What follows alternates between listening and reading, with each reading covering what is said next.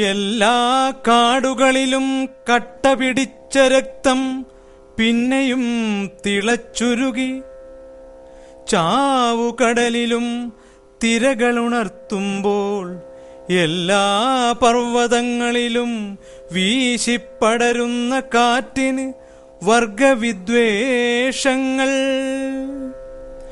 വസന്തം ലക്ഷ്യമാക്കി വേഗം കൂടുമ്പോൾ എപ്പോഴും ഞങ്ങൾക്കീ ചോരക്കൊടി പകുതി താഴ്ത്തിക്കെട്ടി പതറി നിൽക്കാനാവില്ല. എപ്പോഴും ഞങ്ങൾക്കീ കറുത്ത കൊടി ഇടതു നെഞ്ചിൽ കുത്തിക്കുനിഞ്ഞിരിക്കാനാവില്ല. അശാന്തികളുടെ കരിന്തിരികളിൽ ജ്വാലയായി വീണ്ടും ഒരു മെയ് ദിനം. ലോക തൊഴിലാളി വർഗത്തിന്റെ ചരിത്രത്തിൽ ജ്വലിക്കുന്ന സ്മരണയാണ് മെയ് 1. ഒരു നൂറ്റാണ്ട് കാലത്തിലേറെയായി മെയ് ദിനം ആചരിക്കപ്പെടുന്നു. എഴുതപ്പെട്ട മനുഷ്യചരിത്രം എന്ന് പറയുന്നത് വർഗസംഘർഷങ്ങളുടെ ചരിത്രമാണ്. പേരുകളും ചിത്രങ്ങളും മാറി വരുന്നുണ്ടെങ്കിലും ഉള്ളവനും ഇല്ലാത്തവനും, മുതലാളിയും തൊഴിലാളിയും, മർദ്ദകനും മർദ്ദിതനും, ഉടമയും അടിമയും ചരിത്ര സന്ദർഭങ്ങളുടെ ധ്രുവ വൈരുദ്ധ്യങ്ങളായി ഇന്നും കാലത്തെ അലോസരപ്പെടുത്തിക്കൊണ്ടിരിക്കുന്നു. സർവരാജ്യ തൊഴിലാളികളെ സംഘടിക്കുവിൻ, സംഘടിച്ച് സംഘടിച്ച് ശക്തരാകുവിൻ. സർവരാജ്യ തൊഴിലാളികളെ സംഘടിക്കുവിൻ, സംഘടിച്ച് സംഘടിച്ച് ശക്തരാകുവിൻ. 1896 മെയ്യിൽ ഷിക്കാഗോവിൽ നടന്ന തൊഴിലാളി പ്രക്ഷോഭത്തെ നേരിട്ട പോലീസ് ഒട്ടേറെ തൊഴിലാളികളെ വെടിവെച്ചു കൊന്നു. ഈ സംഭവത്തെ അനുസ്മരിച്ചുകൊണ്ടാണ് മെയ് ദിനം ഓരോ വർഷവും കടന്നുപോകുന്നത്. തൊഴിലാളികൾ ലോകത്തിന്റെ കണ്ണു തുറപ്പിച്ച മുദ്രാവാക്യമായിരുന്നു 1896 പ്രക്ഷോഭത്തിൽ ഉയർന്നുകേട്ടത്. മാടുകളെ പോലെ അടിമസമാനമായി വെയിലത്തും മഴയത്തും പണിയെടുക്കേണ്ടി വന്ന തൊഴിലാളി വർഗം ജോലി സമയം 8 മണിക്കൂറായി നിശ്ചയിക്കണമെന്ന് ആവശ്യപ്പെട്ടു. ഈ മുദ്രാവാക്യം മുഴക്കിക്കൊണ്ട് 1896 മെയ് 1 ഷിക്കാഗോ തെരുവീഥികളിൽ തൊഴിലാളികൾ നടത്തിയ പ്രകടനത്തെ പോലീസ് ക്രൂരമായി നേരിട്ടു. അതിനെ തുടർന്ന് തൊഴിലാളികളുടെ പണിമുടക്കും പ്രക്ഷോഭങ്ങളും വ്യാപകമായി. മെയ് ആദ്യവാരം പലയിടത്തും പോലീസ് വെടിവെക്കുകയും ഒട്ടേറെ തൊഴിലാളികൾ കൊല്ലപ്പെടുകയും ചെയ്തു. ഷിക്കാഗോയിലെ റോക്ക് മാർക്കറ്റിൽ നടന്ന പ്രകടനത്തിന്റെ നേർക്ക് ബോംബേറുണ്ടായി. തുടർന്ന് പോലീസും തൊഴിലാളികളും ഏറ്റുമുട്ടി. ഏതാനും പോലീസുകാരും തൊഴിലാളികളും കൊല്ലപ്പെട്ടു.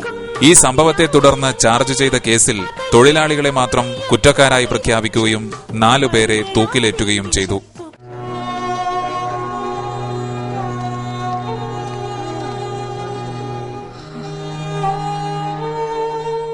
ലോകമെമ്പാടും വലിയ തോതിലുള്ള പ്രതിഷേധമുയർത്തിയ സംഭവമായിരുന്നു ഇത്.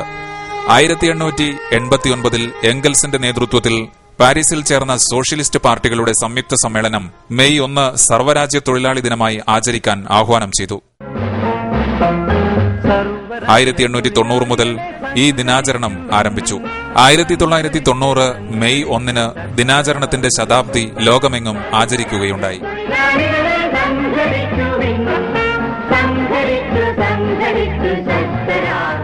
കേരളത്തിൽ കമ്മ്യൂണിസ്റ്റ് പാർട്ടി അധികാരത്തിൽ വന്ന് ഐക്യ കേരള രൂപീകരണത്തിന് ശേഷം 1957 മുതൽ മെയ് ദിനം കേരളത്തിൽ പൊതു ഒഴിവു ദിനമാണ്. തൊഴിലാളി വർഗ സർവാധിപത്യത്തിന്റെ സാമ്പത്തിക വികസന കാഴ്ചപ്പാടുകൾ മുതലാളിത്ത ചൂഷണത്തിൽ അധിഷ്ഠിതമായ കോർപ്പറേറ്റ് വ്യവസ്ഥയ്ക്ക് ബദൽ മാത്രമല്ല, ഗുരുത്വാകർഷണമുള്ള ഒരു സ്ഥായിയായ ജീവിതക്രമം തന്നെ മുന്നോട്ട് വയ്ക്കുന്നു. സാമ്രാജ്യത്വ ആഗോളവൽക്കരണം കൊഴുപ്പിച്ചെടുത്ത ഓഹരി കമ്പോളത്തിലെ അയഥാർത്ഥമായ പൊലിമകൾ 2009 പൊട്ടിത്തകർന്നപ്പോൾ അമേരിക്കയിൽ മാത്രമല്ല ലോകത്ത് മിക്കയിടത്തും അതിജീവനത്തിന്റെ പരക്കം പാച്ചിലുകളാണ് കാണുന്നത്. 1929 ഒക്ടോബർ 29 കറുത്ത ചൊവ്വാഴ്ചയെന്ന് വിളിക്കപ്പെട്ട ഈ ദിവസം $30 ബില്യൺ നിമിഷം കൊണ്ട് അമേരിക്കൻ സ്റ്റോക്ക് എക്സ്ചേഞ്ചുകളിൽ നിന്ന് നീരാവിയായി പോയത്. സ്ഥാപനങ്ങൾ അടച്ചുപൂട്ടി. ജോലി നഷ്ടപ്പെട്ടവർ ജോലിക്കു വേണ്ടി പൊരിവെയിലത്ത് കാത്തുകിടന്നു. 1930കളുടെ ഒടുവിലുണ്ടായ വലിയ സാമ്പത്തിക തകർച്ചയ്ക്ക് ശേഷം 2009 എത്തി നിൽക്കുമ്പോൾ ചരിത്രത്തിൽ ചില തനിയാവർത്തനങ്ങൾ ഉണ്ടാവുന്നു. 1917 മഹത്തായ സോഷ്യലിസ്റ്റ് ഒക്ടോബർ വിപ്ലവത്തിന് ശേഷം 70 വർഷക്കാലത്തോളം ലോക സാമ്രാജ്യത്വത്തിന് ഭീഷണിയായി നിലനിന്ന സോവിയറ്റ് യൂണിയൻ തകർന്നു. സോഷ്യലിസത്തിന്റെ ആരാച്ചാരായി ഗോർബച്ചോവ്. 90കൾക്ക് ശേഷം അമേരിക്കയുടെ കാർമ്മികത്വത്തിൽ കീഴ്പ്പെടുത്തലിന്റെ പുതിയ നയപരിപാടികൾ. മൂന്നാം ലോക ജനതയെ അനായാസകരമായി കീഴ്പ്പെടുത്തി പാപ്പരാക്കുന്ന രീതിശാസ്ത്രം. അന്ധമായ ജനാധിപത്യം.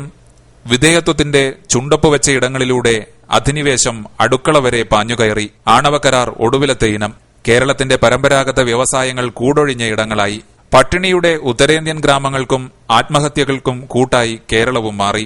പുകയുന്ന ബീഡി പോലെ കത്തിത്തീരുന്ന ജീവിതം നോക്കി ദിനേശ് ബീഡി തൊഴിലാളികൾ നെഞ്ചിൽ നെടുവീർപ്പുകൾ സൂക്ഷിച്ചുവെക്കുന്നു. പുനരധിവാസത്തിന്റെ സ്വപ്നങ്ങൾ വിൽക്കപ്പെടുമ്പോഴും വംശനാശത്തിന്റെ ഒടുവിലത്തെ ജീവന്റെ നിഴൽ പോലെ തൊഴിലാളികൾ നിശബ്ദരാണ്. പത്രവായനകൾ കൊണ്ട് ഒരു നാടിനെ ഉണർത്തിയ ദിനേശ് ബീഡി കമ്പനികൾ ഇന്ന് ശബ്ദമുഖരിതമല്ല. എങ്കിലും രാഷ്ട്രീയ ബോധത്തിന്റെ ഉരുക്കുകോട്ടകളായിരുന്ന കമ്പനികൾ അസ്വസ്ഥതകളുടെ ആലസ്യത്തിലും തിരിച്ചറിവിന്റെ ഇമവെട്ടാത്ത കണ്ണുകൾ സൂക്ഷിക്കുന്നു. മലബാറിലെ പരമ്പരാഗത വ്യവസായ മേഖലകളിൽ പ്രധാനപ്പെട്ട ഒന്നാണ് നെയ്ത്തുശാലകൾ.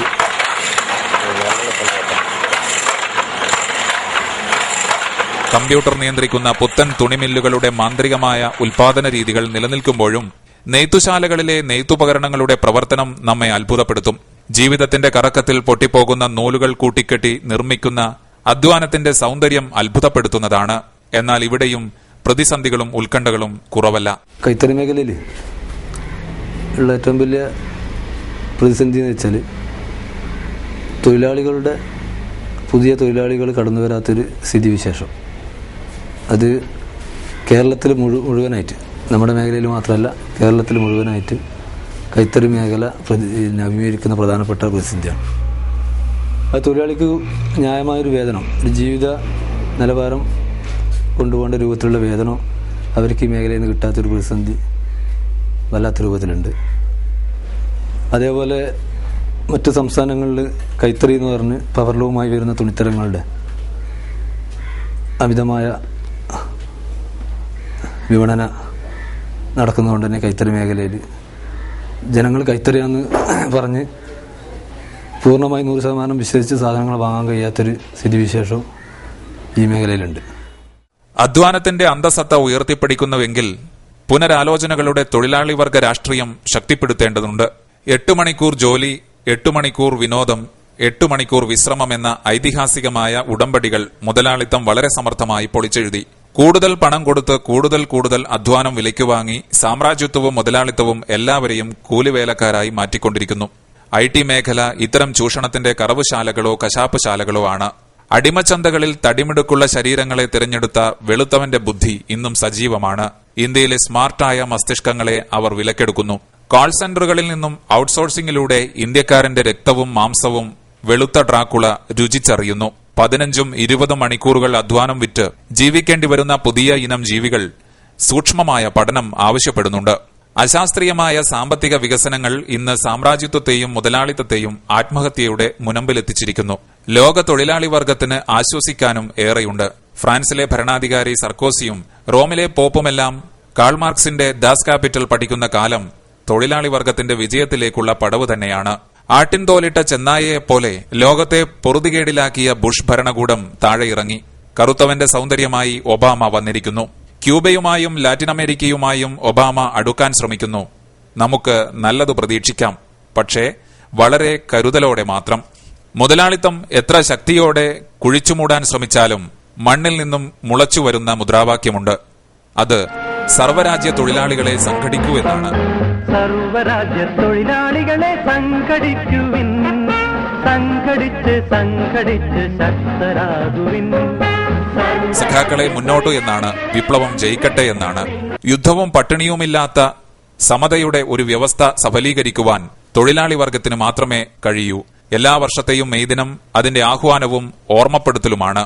കേരളത്തിൽ പി കൃഷ്ണപിള്ളയും പാവങ്ങളുടെ പടത്തലവനായ AKGയും EMSഉം കാണിച്ചു തന്ന ചരിത്രത്തിന്റെ തുടർച്ചകളുണ്ട്. ചുരുട്ടിപ്പിടിച്ച മുഷ്ടികളുടെ ശക്തിയും അർത്ഥവും വളരെ വലുതാണ്.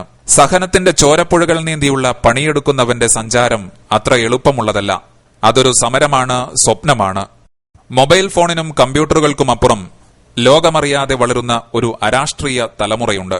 അവരെ പച്ചയായ ജീവിതത്തിന്റെ നോവുകളും കരഞ്ഞുവറ്റിപ്പോയ ജന്മങ്ങളുടെ കടലും പരിചയപ്പെടുത്തി കൊടുക്കണം. ചരിത്ര പോരാട്ടങ്ങളുടെ കൊടിയടയാളങ്ങൾ അവരുടെ കൈകളിൽ വെച്ചുകൊടുക്കണം. എന്നാൽ മാത്രമേ തൊഴിലാളി വർഗ പ്രത്യയശാസ്ത്രത്തിന്റെ സംഗീതം ജനമനസ്സുകളിൽ എത്തിക്കാൻ സാധിക്കൂ.